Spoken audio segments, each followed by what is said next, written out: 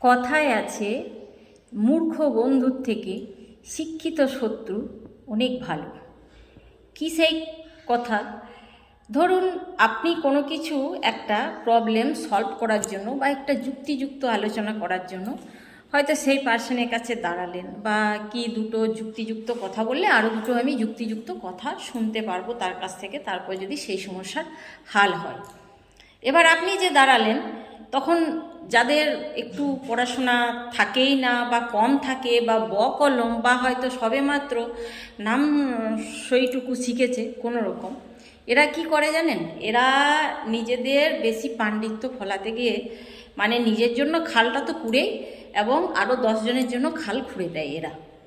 তো আপনি যখন দাঁড়াবেন সেখানে, যে দুটো যুক্তিপূর্ণ কথা আমিও বলবো, সেও বলবে, যদি কোনো সমস্যা আসে সমস্যাটার হাল নিকালায় এরা, তো কি করবে?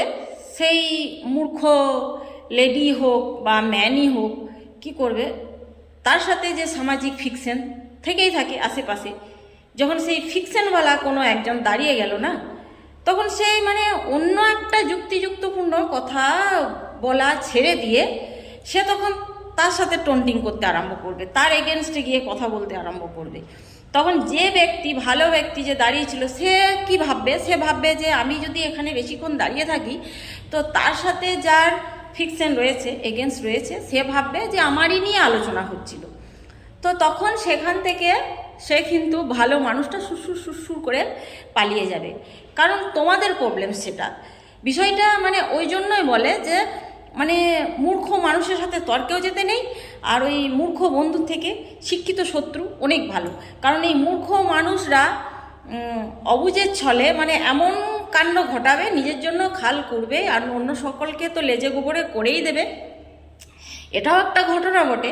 আবার এটাও হতে পারে যে ভগবানের মর্জিতেও অনেক কিছু হয়, যে অনেক দিন থেকে অনেক খেললে, অনেক চাললে এবারে তোমাদের ভান্ডা ফুটানোর সময় এসেছে, এটাও হয়ে যায় অনেক ক্ষেত্রে। কিন্তু আমি দেখেছি প্রবলেম সলভ করতে যাব কি ছাই, তখন সে আরেকজনের এগেনস্টে যদি কেউ দাঁড়িয়ে গেছে, তাকে টন্টিং, তারকে থ্রো করে কথা বলা। তো আমি বলবো সেসব জায়গাতে বেশিক্ষণ স্থির না থেকে সেখান থেকে কেটে পড়ুন, কারণ জীবন একটাই।